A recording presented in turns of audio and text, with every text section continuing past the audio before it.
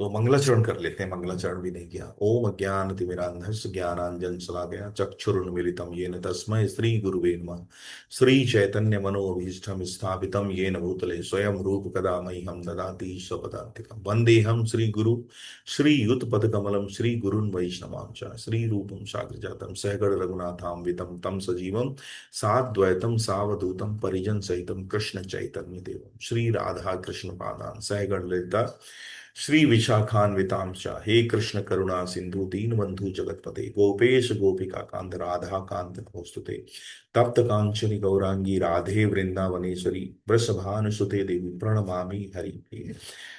वांछा कल्पतरुभ्यश्च कृपा सिंधुभ्येव च पतितानां पावनेभ्यो वैष्णवेभ्यो नमो नमः। जय श्री कृष्ण चैतन्य प्रभु नित्यानंद श्री अद्वैत गदाधर श्रीवास आदि गौर भक्त वृंद। हरे कृष्ण कृष्ण कृष्ण हरे हरे, हरे राम राम राम हरे हरे। नमो विष्णुपदाय कृष्ण पृष्ठाय भूतले श्रीमते भक्ति वेदांत स्वामी नित्यानंदे नमस्ते सारस्वती देवी गौरवाणी प्रचारिणे निर्विशेष शून्यवादी पाश्चात्य देश तारिणे। हरे कृष्णा। यस। तो हम कह रहे थे कि जो ये श्रवण विधा होती है, तो सबसे पहले हम अगर किसी को बताते हैं तो वो सुनता ही है, भगवान के बारे में सुनता है। हम जो बताते हैं, सिद्धांत बताते हैं, वो क्या है, सबसे पहले सुनता है। तो ये सिद्धांत जब हम बताते हैं तो हमें बड़ा केयरफुल रहना चाहिए। क्या ये भी हो सकता है इस जब हम किसी को प्रचार करते हैं या कुछ भी कृष्ण के बारे में बताते हैं तो उसका लक्ष्य क्या है? उसका अंतिम लक्ष्य है कि जिस व्यक्ति से हम चर्चा कर रहे हैं वो कृष्ण के प्रति आकर्षित हो, भक्ति के प्रति आकर्षित हो। इसका उल्टा भी हो सकता है कि वो कृष्ण विमुख हो जाए, वो और मतलब कृष्ण हेटर बन जाए। ऐसा क्या? ऐसा ऐसा क्यों करेगा कोई भक्त? तो कोई भक्त क्या है, ऐसा तो नहीं करता है, लेकिन कई बार हम क्या है, पहली ही मीटिंग में ऐसा चाहते हैं, पहली बार ही किसी से मिलते हैं और उसको भक्ति का इतना ज्ञान देते हैं कि ऐसा सोचते हैं कि आज मतलब आज ही ये जो है वैकुंठ इसको पहुंचा देना है, आज ही हम इसको इतना बता देंगे कि ये जो है रथ उतर के आएगा, ऊपर से यान आएगा और इसको बिठा के लिए चला जाएगा। तो ऐसा भी कभी कभी भक्त जो है प्रयास करते हैं। तो ये जो श्रवण है, ये बहुत इंपॉर्टेंट टूल है, लेकिन बहुत केयरफुली। ठीक है। देखिए, वास्तव में हम किसी को प्रचार नहीं करते हैं या हम किसी को भक्त बना भी नहीं सकते हैं। ठीक है। हमारे मतलब वो कैपेबिलिटी नहीं है व्यक्ति, ये केवल भगवान स्वयं भगवान की कृपा से और गुरु की कृपा से होता है। ठीक है। प्रभुपाद कहते थे कि किसी को भक्त बनाना नहीं है, जिनके अंदर ऑलरेडी चिंगारी है, बस वहां पे फूंक मारनी है। उनको फूंक मारनी है, बस उनकी जो भक्ति की आग है लपटे बढ़ानी है। ठीक है। तो इसलिए इसलिए क्या है, आप हमें क्या है कि ऐसा प्रयास करना चाहिए। ठीक है। अगर वो समझ रहा है, अगर वो समझता जा रहा है तो उसको समझाते जाइए। वो अगर जानना चाह रहा है, इच्छुक है, तो उसको बताते जाइए। अगर वो इच्छा में नहीं है तो उससे डिबेट मत करिए, क्योंकि डिबेट करेंगे तो वो क्या है कि वो कृष्ण हेटर बन जाएगा, फिर वो क्या है भक्ति से और दूर हो जाएगा। वो इमीडिएट क्या है कि जज कर लेगा हमको कि देखो ये भक्त हैं, ये हमसे लड़ रहे हैं। ठीक है ना? तो भैया ऐसी भक्ति हमको नहीं चाहिए। जब ये स्वयं कंट्रोल नहीं है, ये कंट्रोल नहीं है अपने पे, ये हमसे डिबेट करने लगे, गुस्सा होने लगे, नाराज होने लगे। हम नहीं, ऐसा नहीं है कि पता चले किसी को समझा रहे हैं फिर वो ऐसी कंडीशन आ गई, अरे तुम बेकार हो, तुम पतित हो, और तुम्हें जो है बिल्कुल तुम जो है इंसान कहलाने के लायक नहीं हो, तुम्हें भक्ति करनी चाहिए। ठीक है। तो वो फिर मतलब क्या है, हमने तो बड़ा प्रयास किया लेकिन रिजल्ट क्या हुआ उसका, कि वो कृष्ण विमुख बन गया। ठीक है। तो हमें क्या है कि बताना चाहिए, बुलाइए, प्रोग्राम में बुलाइए। नहीं समझ में आती बात तो छोड़ दीजिए, हरे कृष्णा। ठीक है प्रभु जी। हो सकता है आपने उसको जो बताया तो उसने इतना ही इनपुट लेके चला गया कि हाँ भाई इस बंदे ने जो है हमको कुछ बताया, तो वो उतना लेके आगे बढ़ जाएगा। फिर दूसरा कोई भक्त मिलेगा कभी उसको, वो फिर थोड़ा बताएगा। तो हो सकता, कई बार क्या होता है कि हमारे एक प्रहार से पेड़ ना टूटे, लेकिन हमारा, हमने पेड़ पे प्रहार किया, नहीं टूटा, नहीं कटा, नहीं गिरा, लेकिन जब 10वां प्रहार किया गया तो वो पेड़ गिर जाता है, टूट जाता है। तो क्या, क्या इसमें उस 10वें प्रहार का ही सामर्थ्य था उस पेड़ को टूटने के लिए? उस पेड़ को टूटने के लिए, काटने के लिए 9वां प्रहार भी उतना ही इंपॉर्टेंट था जितना 8वां, उतना 7वां, और इस तरीके से पहला प्रहार। तो बस ठीक है, उसको थोड़ी स्वीकृति दे दीजिए और आगे चलिए। और दूसरा क्या है कि भगवान, भक्ति जो है वो जिह्वा से प्रवेश करती है। हम क्या है कि हम प्रसाद भी, इसीलिए क्या है, सबसे पहले जिस घर में किचन बहुत सही से चलता है, इसीलिए घर के जो माताएं होती हैं वो लक्ष्मी बोली जाती हैं, क्योंकि जहां पे लक्ष्मी होंगी वहीं पे विष्णु आएंगे। ठीक है ना? जहां लक्ष्मी ही नहीं होंगे तो विष्णु फिर क्या आएंगे?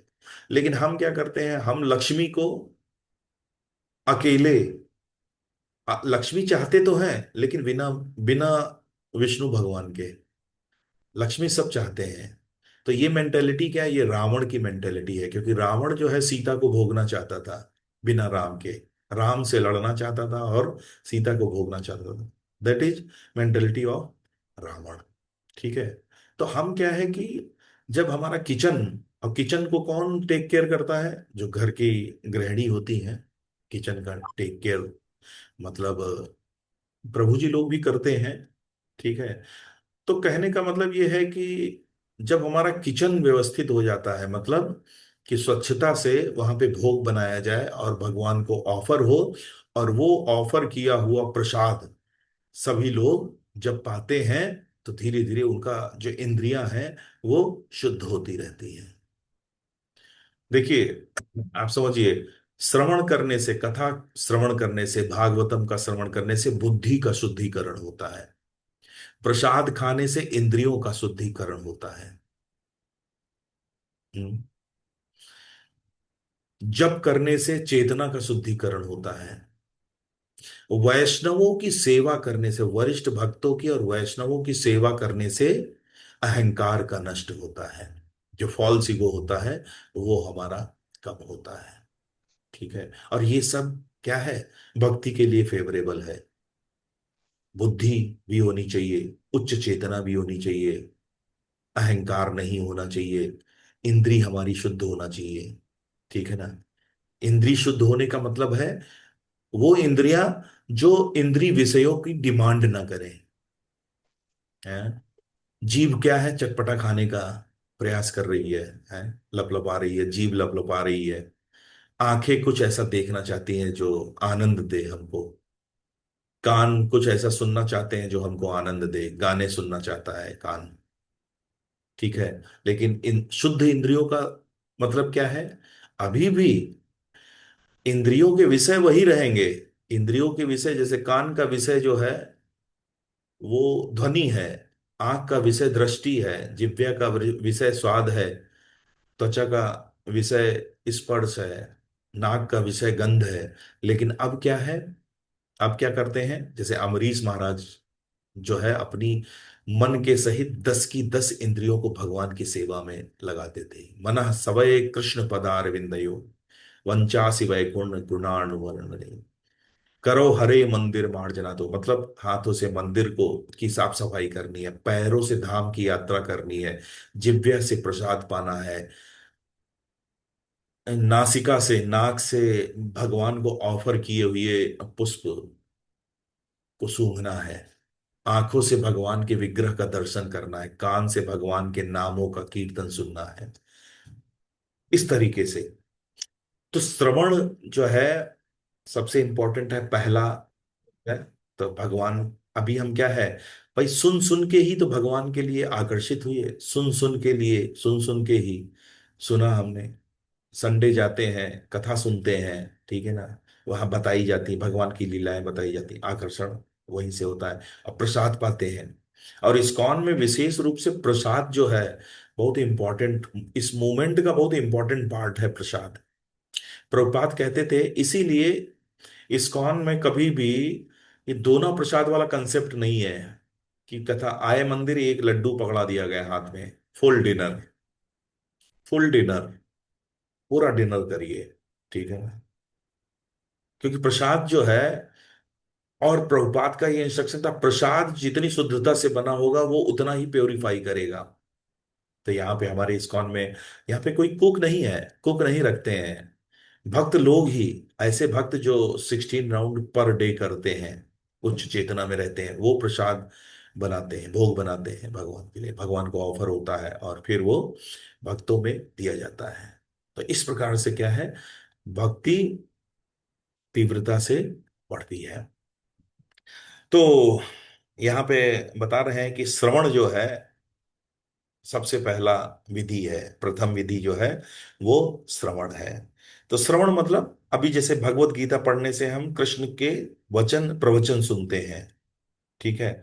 जिसका मतलब क्या है, हम उनका वास्तविक संग प्राप्त कर रहे हैं।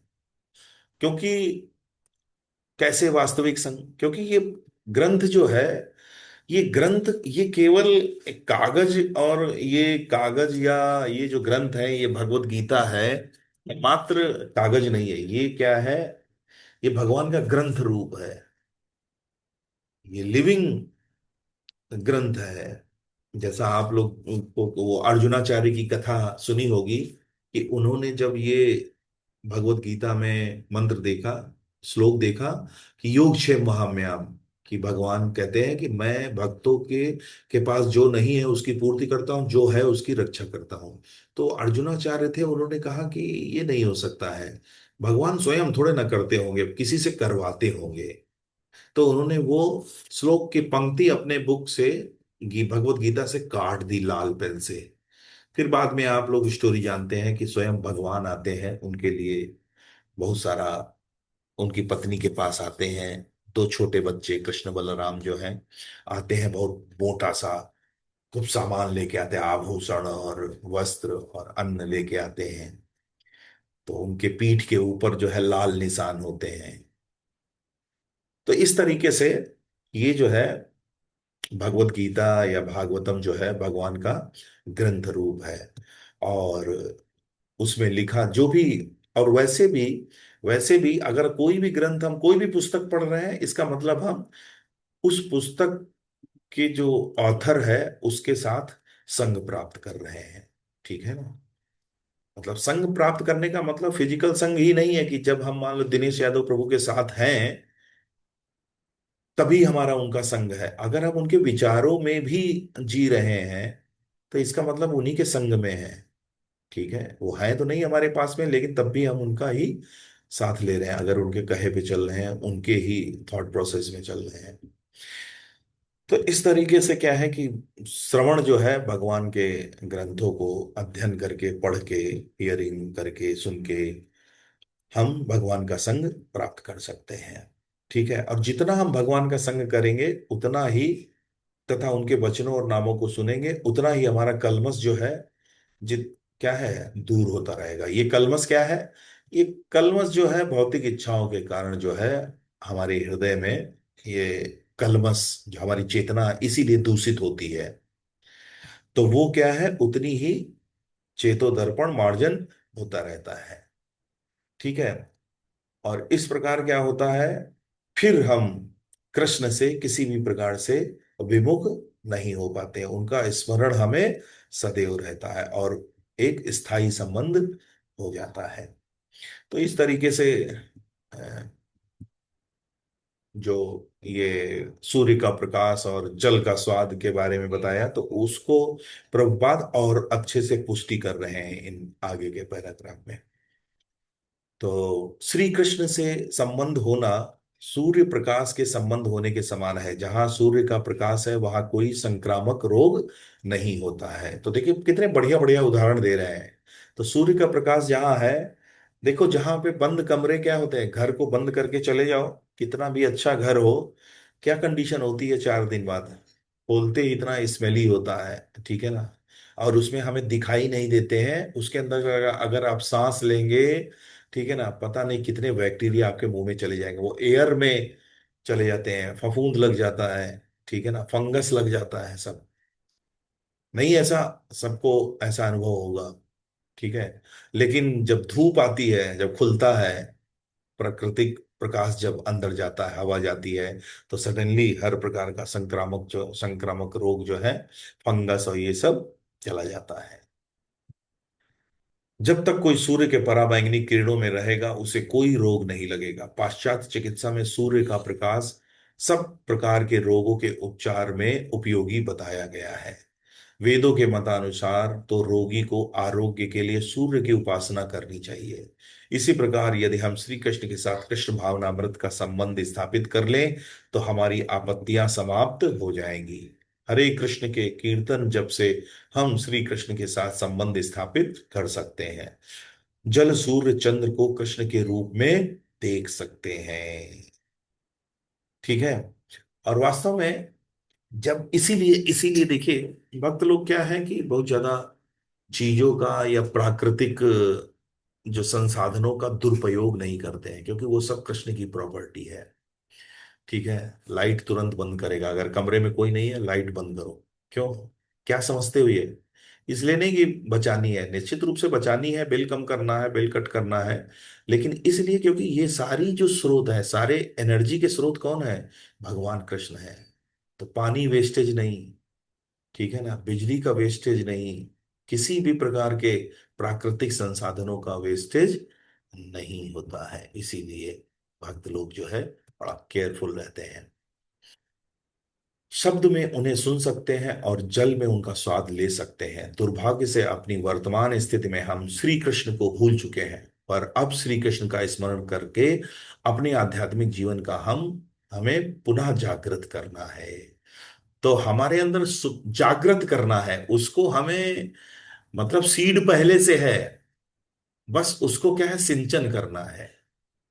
भाई जागृत करने का मतलब पहले से है कुछ, उसको हमें, ऐसा नहीं है कि हमें उसकी बीज लाके डालना है, ऑलरेडी है हर जीव के अंदर जो है, भक्ति का सीड है। तो उसको हमें सिंचन करना है। तो सिंचन कैसे करेंगे? कैसे करेंगे? श्रवण कीर्तन से हम उसका सिंचन करेंगे। भगवान श्री चैतन्य महाप्रभु ने इस श्रवण और कीर्तन की पद्धति को का अनुमोदन किया है। अपने मित्र और महाभागवत रामानंद राय से बुक्स पढ़ते हैं। तो भगवान श्री चैतन्य महाप्रभु ने जो मूवमेंट है, चैतन्य महाप्रभु का जो मूवमेंट है, वो मूवमेंट क्या है? वो मूवमेंट यही तो है, संकीर्तन आंदोलन। मतलब सब मिलकर भगवान, एक होता है कीर्तन और दूसरा होता है संकीर्तन। तो संकीर्तन का मतलब अकेले बैठ के जो हम भगवान का नाम ले रहे हैं, और संकीर्तन मतलब सभी साथ में मिलकर जो नाम ले रहे हैं। तो चैतन्य महाप्रभु ने इस श्रवण और कीर्तन की पद्धति का अनुमोदन किया है। अपने मित्र और महाभागवत रामानंद राय से श्री चैतन्य महाप्रभु ने स्वरूप साक्षात्कार की विधियों के संबंध में जब वार्तालाप के दौरान प्रश्न किया तो रामानंद राय ने वर्णाश्रम धर्म संन्यास तथा अन्य अनेक साधनों की संस्तुति की, किंतु चैतन्य महाप्रभु ने कहा नहीं, ये सभी इतने श्रेष्ठ साधन नहीं है। श्री रामानंद राय जब कोई साधन बताते तो हर बार चैतन्य महाप्रभु उनको उसको अमान्य कर देते और आध्यात्मिक उन्नति के लिए और कोई बेहतर श्रेष्ठतर साधन पूछते। तो थोड़ा हम यहाँ पे बता दें, रामानंद राय। अब देखिए कुछ कुछ नाम याद याद करिए आगे, क्योंकि हम जो है चैतन्य चरितामृत या चैतन्य महाप्रभु के बारे में जब बात करेंगे तो ये सब आपको हेल्प करेगा। अभी तक हमने चैतन्य चैतन्य महाप्रभु को तो सब जानते ही हैं, स्वयं राधा रानी के भाव में श्री कृष्ण ही चैतन्य महाप्रभु हैं। कुछ कुछ हम नाम सुनते रहते हैं, जैसे रूप गोस्वामी और सनातन गोस्वामी, सठ गोस्वामी, ये सब नाम सुनते हैं कि नहीं? तो ये सब याद रखिए। जो हम मंगलाचरण बोलते हैं, तो वो जो वहां से शुरू होता है, ओम अज्ञान तिमिरांधस्य ज्ञानांजन शलाकया चक्षुरु उन्मीलितम येन तस्मै श्री गुरुवे नमः। फिर अगला क्या बोलते हैं, श्री, कोई बताएगा? श्री श्री चैतन्य चैतन्य मनोभीष्टम हाँ, स्थापितं येन स्थापितम येन, बोलिए वो माता जी श्री आप। श्री चैतन्य मनोभीष्टं स्थापितं येन भूतले स्वयं रूप स्वयं रूप कदा कदा मह्यं ददाति। कदा ददाति। मह्यम ददाति स्वपदान्तिकम् यस, तो ये वन्दे जो हम, अहं श्री। यस यस माता जी, तो ये जो हम बोलते हैं ना, श्री चैतन्य मनोभीष्टम स्थापितम येन भूतले, तो ये रूप गोस्वामी का प्रणाम मंत्र है। तो कुछ कुछ अब नाम धीरे धीरे याद रखिए आप। रूप गोस्वामी, सनातन गोस्वामी, टोटल 6 गोस्वामी हैं जिनको महाप्रभु ने आदेश दिया था वृंदावन में वास करने का और ग्रंथों का रचना करने का, भगवान की लीला स्थलियों को ढूंढने का। तो ये 6 गोस्वामी कौन कौन से हैं? सबसे बड़े सनातन गोस्वामी, रूप गोस्वामी, और फिर सबसे छोटे जीव गोस्वामी। और जीव और रघुनाथ को ये क्या नाम है, सनातन गोस्वामी और रूप गोस्वामी दोनों भाई भाई हैं। और जीव गोस्वामी जो सबसे जो छोटे हैं, वो भतीजे हैं इनके। इतने तीन तीन याद हो गए ना? ठीक है। अब दो और याद कर लो, रघुनाथ दास गोस्वामी और रघुनाथ भट्ट गोस्वामी। 5 हो गए। ठीक है। और छठे हो गए गोपाल भट्ट। ये गोपाल भट्ट गोस्वामी वही हैं जिन्होंने राधा रमण के विग्रह का प्राकट्य कराया था। राधा रमण मंदिर जानते हैं ना? तो राधा रमण के जो विग्रह हैं वो गोपाल भट्ट गोस्वामी के द्वारा ही उन उनकी सेवा की गई और उन्होंने ही प्राकट्य कराया था। उनके जो शालिग्राम थे वही क्या है, राधा रमण के विग्रह में परिवर्तित हुए थे। ठीक है। तो ये सब थोड़ा थोड़ा रूप गोस्वामी से ये नाम याद रखिए आगे, जिससे कि आपको, तो ऐसे ही रामानंद राय जो है चैतन्य महाप्रभु की मतलब लीला में रामानंद राय हुए। तो रामानंद राय जो है चैतन्य महाप्रभु के बहुत इंटरनल एसोसिएट थे, अंतरंग पार्षद जिसको बोलते हैं। ठीक है। और ये जो है रस बहुत रसिक वैष्णव थे। वैसे तो ये गवर्नर थे, मटेरियली ये गवर्नर थे राजा रुद्र प्रताप के राज्य में। ये दक्षिण भारत की यात्रा पे जब चैतन्य महाप्रभु दक्षिण भारत, पुरी से दक्षिण भारत गए थे, आंध्र प्रदेश। ठीक है। तो वहां पे इनकी मुलाकात हुई थी रामानंद राय से, गोदावरी के तट पे। ठीक है। तो जब ये पुरी से चैतन्य महाप्रभु जा रहे थे दक्षिण भारत की यात्रा पे, तो सार्वभौम भट्टाचार्य, सार्वभौम भट्टाचार्य चैतन्य महाप्रभु की ही लीला में एक है, उन्होंने कहा था कि आप जाएंगे जब दक्षिण भारत तो वहां पे आपको रामानंद राय मिलेगा, उससे जरूर मिलिएगा आप। ठीक है। तो जब चैतन्य महाप्रभु पहुंचते हैं दक्षिण भारत, गोदावरी के तट पे स्नान करते हैं और कीर्तन करना शुरू करते हैं, उद्दंड कीर्तन, बिल्कुल एक्सटेसी में कीर्तन करना शुरू करते हैं। तभी वहां पे क्या है, एक पालकी में बैठते हुए, क्योंकि गवर्नर थे, एक व्यक्ति आता है पूरे ऑपुलेंस के साथ। तो पूरे ऑपुलेंस के साथ एक जो है वो व्यक्ति आता है। और वो व्यक्ति बड़ा ऑपुलेंस में था, लेकिन जब वो चैतन्य महाप्रभु को देखता है तो वो तुरंत पालकी से उतर जाता है। ठीक है ना? और चैतन्य महाप्रभु के पास आके उनको प्रणाम करता है और चैतन्य महाप्रभु तुरंत पहचान लेते हैं कि आप रामानंद राय हैं। तो वहां पर रामानंद राय जो है, रामानंद राय और भगवान के साथ जो है, चैतन्य महाप्रभु के साथ वार्तालाप होती है। तो चैतन्य महाप्रभु जो ये रामानंद राय बहुत सारी बात बताते हैं, वर्णाश्रम की बात बताते हैं, कर्म अर्पण की बात बताते हैं, बुद्धि योग की बात बताते हैं, फिर मिश्रित भक्ति की बात करते हैं चैतन्य महाप्रभु के। और बताओ ये सब जैसे बता रहे हैं ना, इसमें रिजेक्ट करते रहते, तो सबसे पहले वर्णाश्रम बताते हैं, बोले नहीं वर्णाश्रम तो बहुत छोटी चीज है। फिर क्या है, कर्मार्पण, कर्म फल को भगवान की सेवा में बोले नहीं इससे ऊपर। तो फिर वो जो है मिश्रित भक्ति बताते हैं, नहीं बोले इससे ऊपर। बोले फिर शुद्ध भक्ति की चर्चा करते हैं, बोले नहीं इससे ऊपर। तो वो फिर गोपी भाव में आ जाते हैं, बोले नहीं इससे ऊपर। तब फिर वो राधा भाव में जो है, राधा भाव की भक्ति को वहां चैतन्य महाप्रभु को बताते हैं। तो ये रामानंद राय जो है विशाखा सखी के अवतार हैं, विशाखा सखी के अवतार हैं चैतन्य लीला में। और इनका ये कन्वर्सेशन बहुत फेमस है। ठीक है ना, चैतन्य चरितमृत में दिया गया है, इसका वर्णन किया है कविराज गोस्वामी ने। ठीक है। तो वो इस प्रकार से वहां भी, तो कहने का मतलब प्रभुपाद ने यहाँ पे रामानंद राय और जो ये बात उनकी पास टाइम थोड़ा सा दिया।